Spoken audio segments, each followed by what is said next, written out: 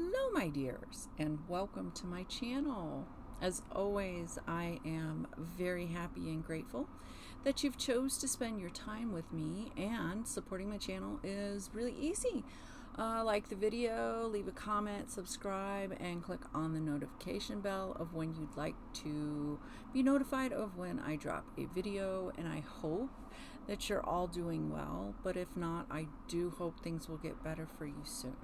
But if you want to forget about things for just a little while, join me in meeting Tarot of a Darksome Dream. And this was a Kickstarter that I backed. I'm pretty addicted to Kickstarter, sadly, but get lots of nice things out of it. And this deck was created by Lynyrd-Jym Narcisa and published by Parliament.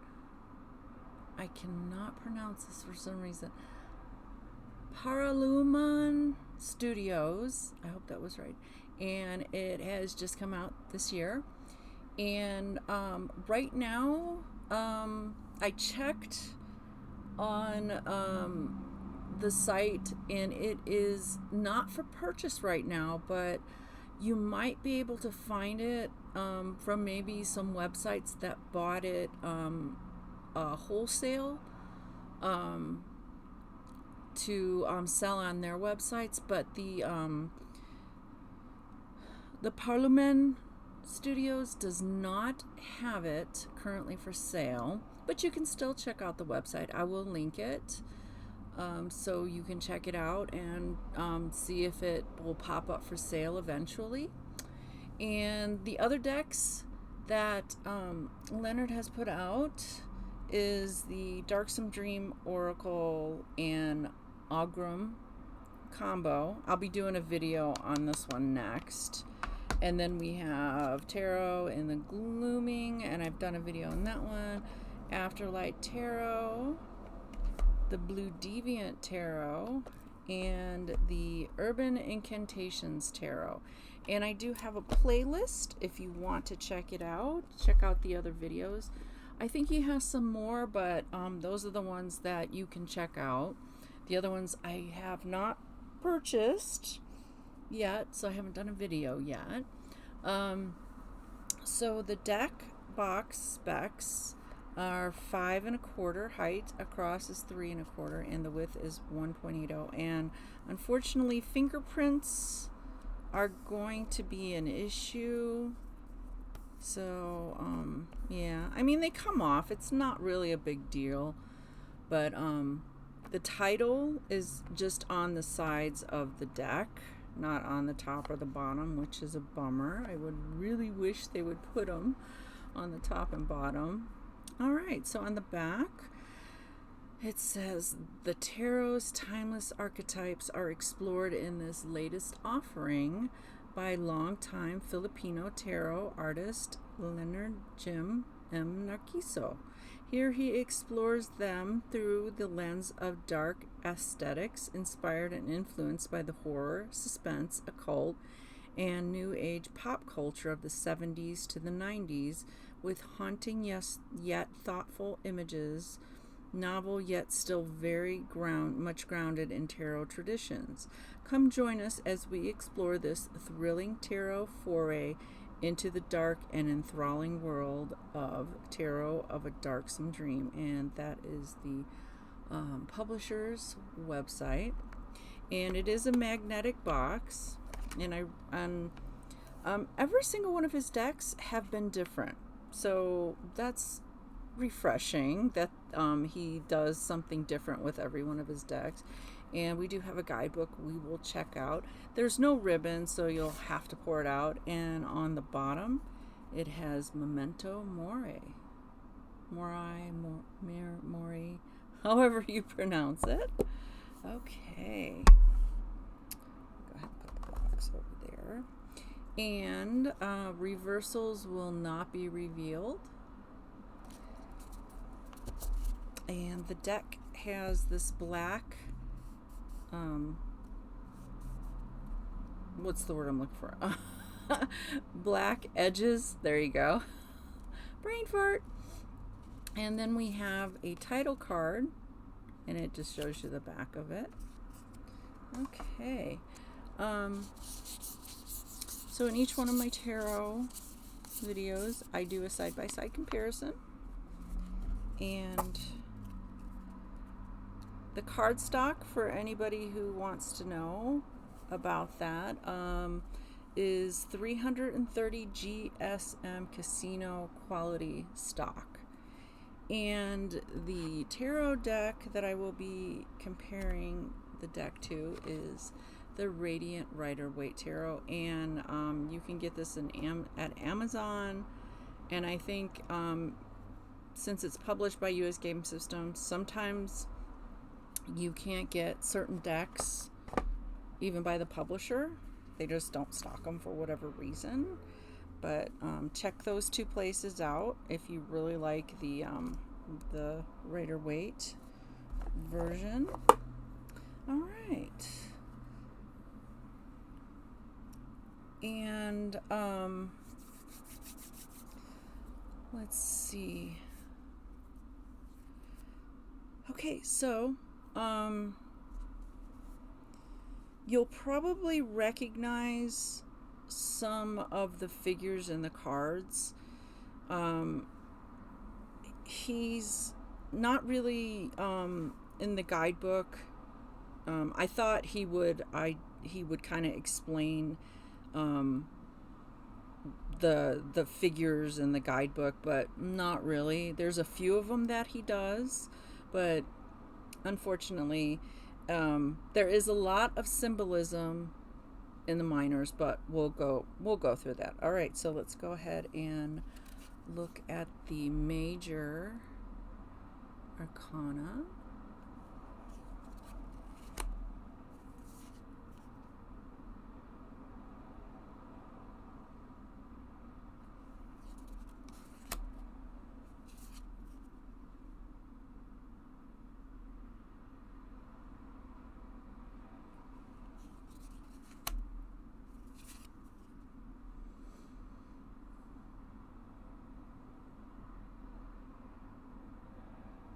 And this is an interesting deck, and I really like it.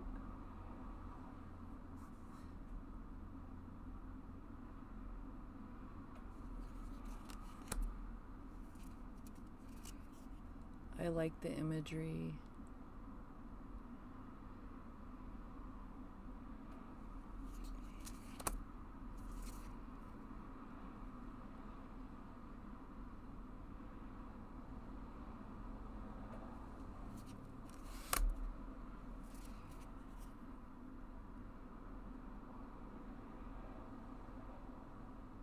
And I do believe this is Ghost Rider. I don't know if you're familiar with that character.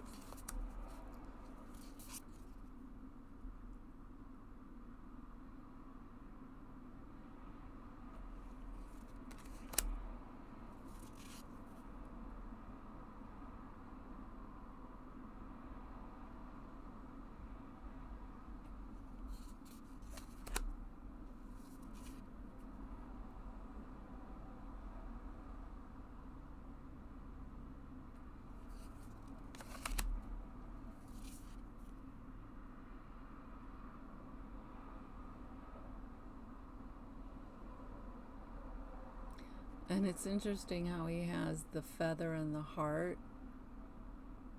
for the Egyptian.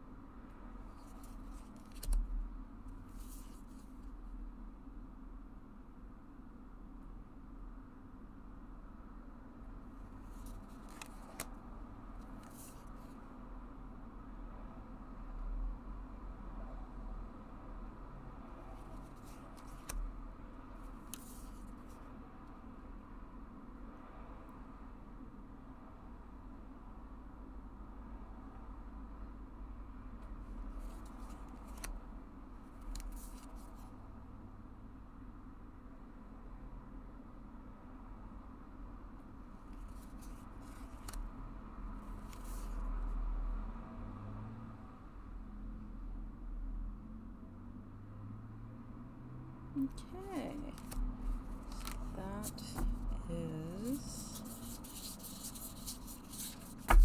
majors. Okay, so next suit, and just a little tidbit, with each suit there is a color outline, and for the wands we picked red.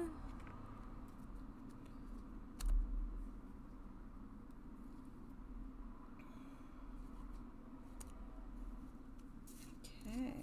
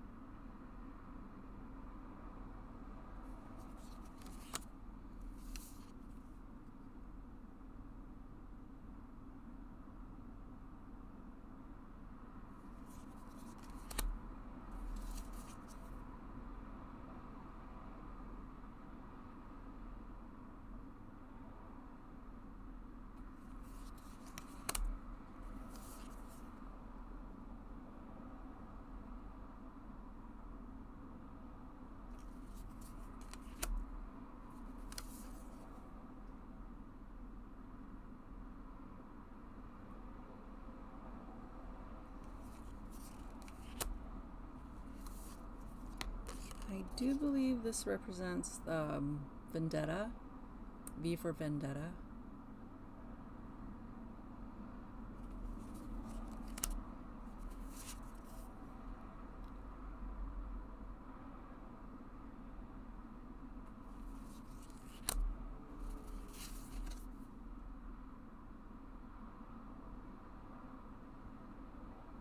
Okay. That is the wands. And next we have the cups, and they get a blue outline. Yeah, the wands didn't really have a lot of the traditional identifier of the suit.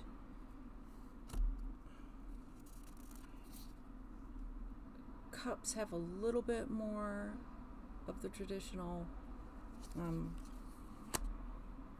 identifier, although not all the cards have it. But if you're familiar with the card, it should be okay for identifying it.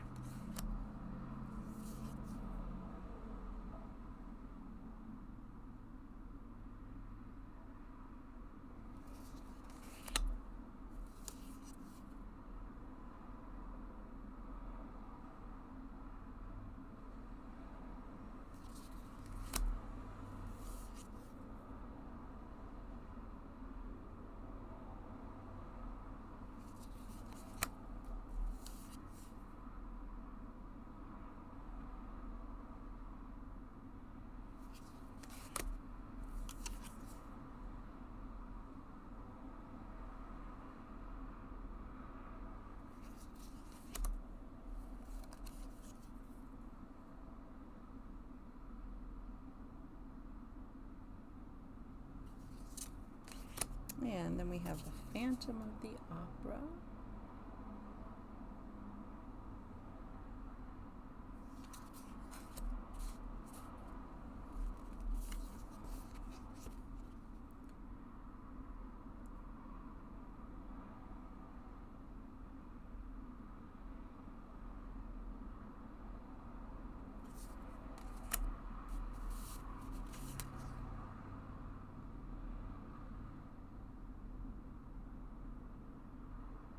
Okay.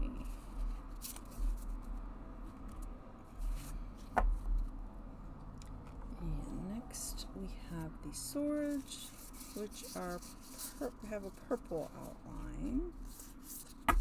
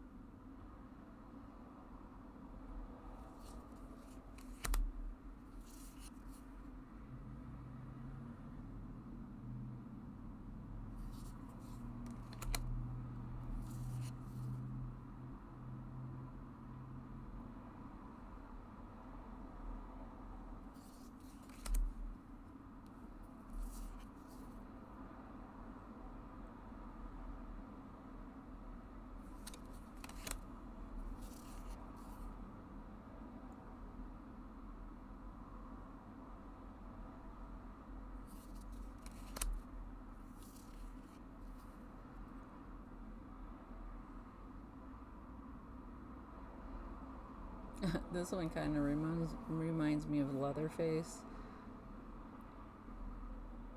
Kind of looks like him.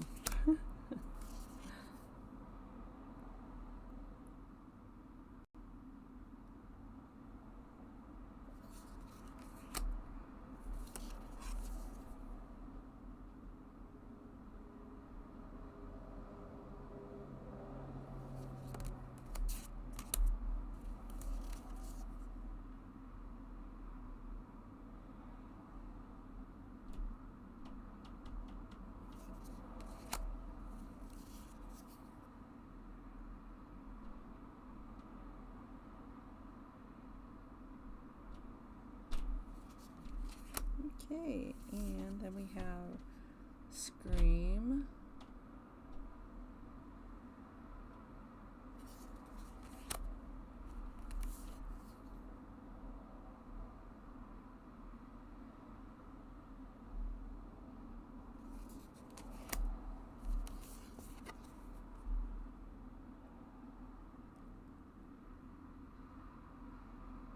Alright, so that is all the swords. And I really couldn't find any reason why the knights were the ones that got, they all have masks, and why they are the most recognizable in the deck. I did read in the Kickstarter that he didn't plan on it, but it just happened that way, that they all ended up with masks. So that was one of the things that I was kind of curious about. I couldn't find anything in the guidebook that, because sometimes they'll tell you about who the characters are, but I think this is like kind of like a cheeky nod to certain things. All right, so now we have the Pentacles.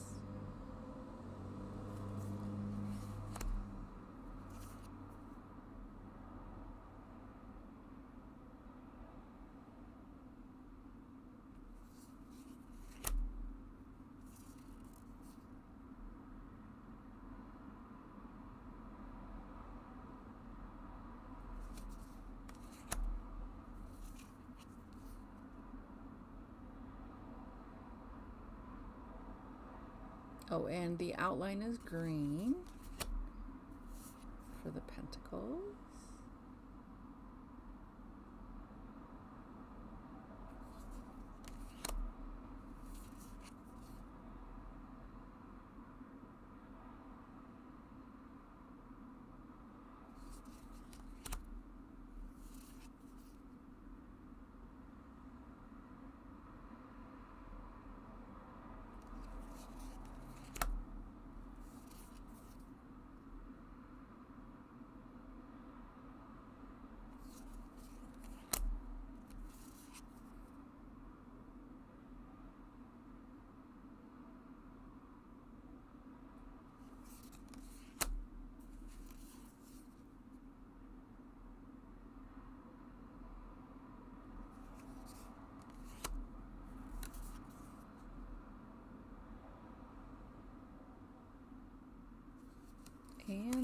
have Jason.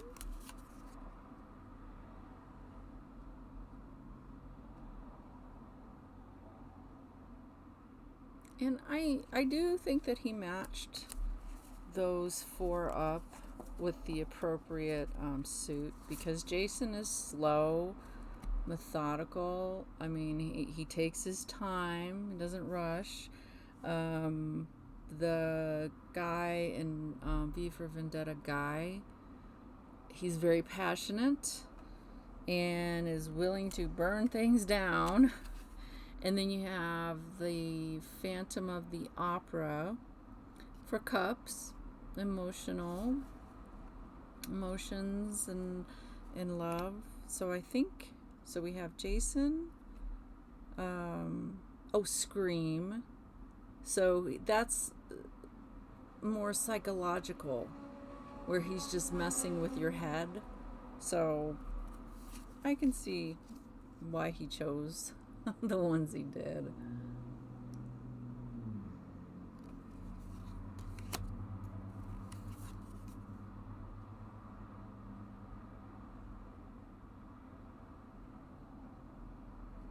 Okay, and then he included a happy squirrel. And I'm going to, instead of trying to explain what a happy squirrel card is, I'm going to read you out of the guidebook what a happy squirrel card means. Okay.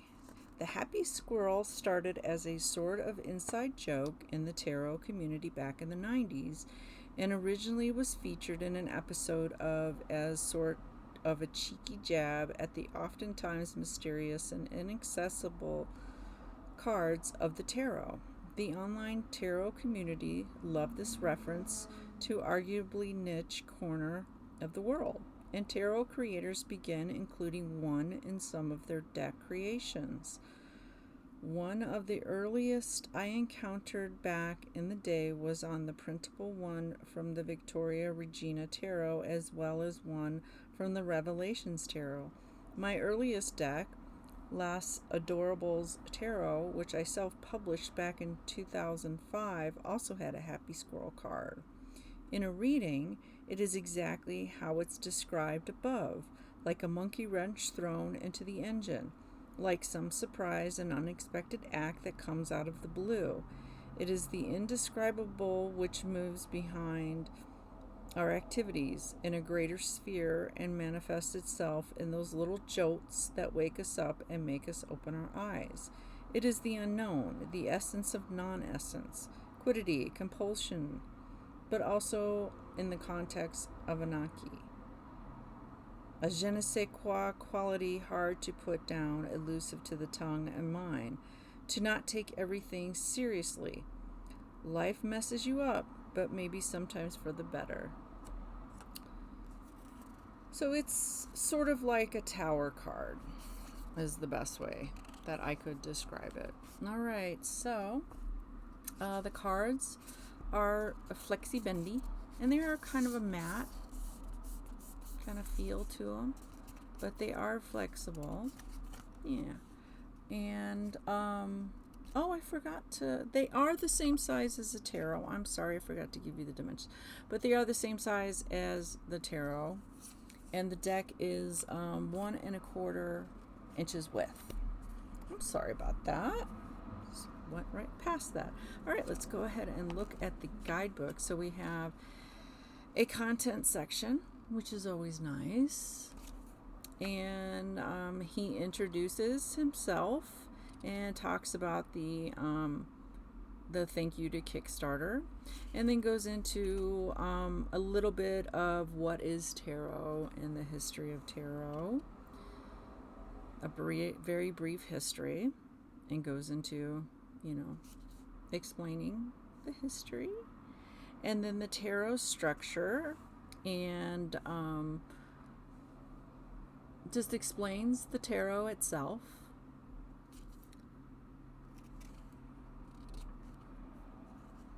And then we have the major arcana section, and he just goes into explaining the major arcana.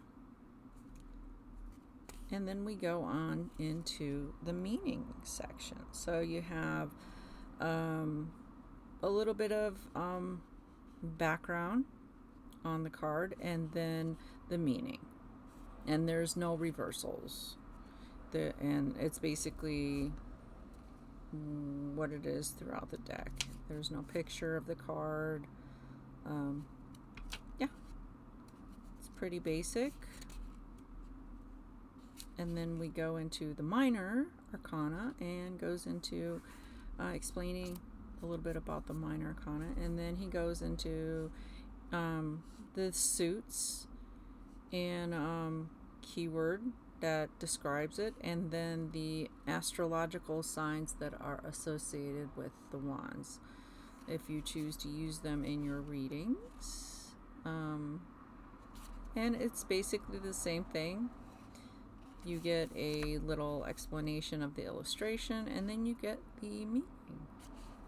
And that's pretty much what is in the guidebook. And there are no spreads. And then we finish it with the happy squirrel. All right, and then the acknowledgements page. Okay, so shuffling. Depending on how your hands are with the regular size tarot cards, these are a little stiff, but I imagine with time they will be a little bit more flexible. So you can do the poker or rifle shuffle. And there's no right or wrong way to shuffle a deck. Don't let anybody tell you that there's a proper way to do it. You just shuffle however you want. Okay, and then you can do the overhand. You can cut the deck. I mean, if you have physical limitations and you can't shuffle the regular way, then modify it. It doesn't really matter. However you feel comfortable doing it. And you can do a fan, or you can just spread them all over the table. Okay, let's see what message wants to pop up. And please be gentle with your cards. I see all these videos and I cringe when I see them just wham, or you can just hear them cracking, or you know. All right. Oh, the Five of Swords. Okay, so the Five of Swords.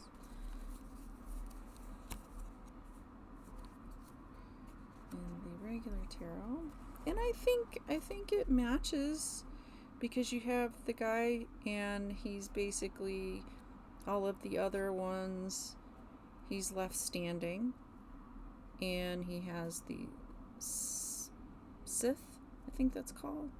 And then all the other chess pieces have fallen, and these guys have just basically just given up, and they have fallen as well. Okay, so let's see his version of the Five of Swords. Okay, the Five of Swords card deals with themes of defeat and conflict. The RWS version shows a man with his face looking back, a smirk on his lips. He holds 3 swords, 2 pointing in the cradle of his arm and another downward pointing in the other hand. On the ground behind him lies the other 2 swords, and behind those 2 figures walking away, their backs to the viewer and their heads bowed in dejection and defeat. While this scene depicts both triumph and defeat, this card tends to take on the meaning of the latter more often than not. This deck's card shows a chessboard scene with the Black Queen, viewed as the opponent, triumphing over fallen white pieces. Behind is a hooded figure in black holding a Sith, representing the suit, and watching over the scene in triumph. In readings, this card relates to the themes of treachery, defeat, and even dishonorable victories. There are 2 paths the meaning of this card in a reading can take the victor or the losers.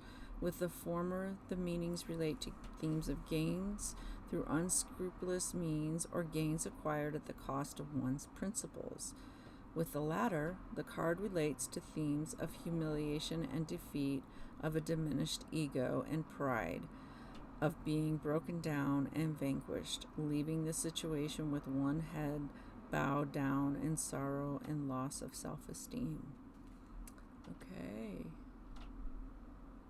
Yeah, I'm not a fan of the fives. I really am not. They're all kind of chaos, kind of shaking things up. Because the four is like the stable cards.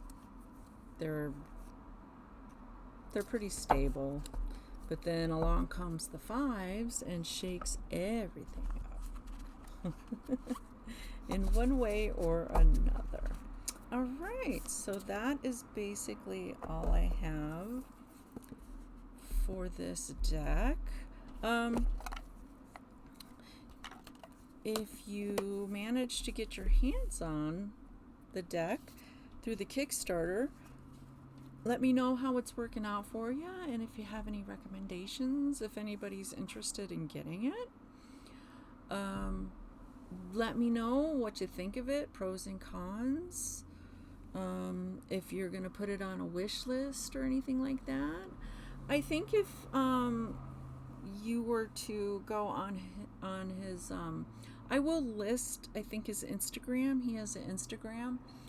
And I think if you emailed him and asked him when he was going to be putting that deck for sale on the website, the publisher's website, he might tell you what his plans are if you're really interested in the deck. But I really like it, and I think it's an interesting deck. But that's pretty much all I have for this deck. Once again, thank you so much for spending your time with me, and I hope that you will join me with another video. But until next time, goodbye, my dears, and take care.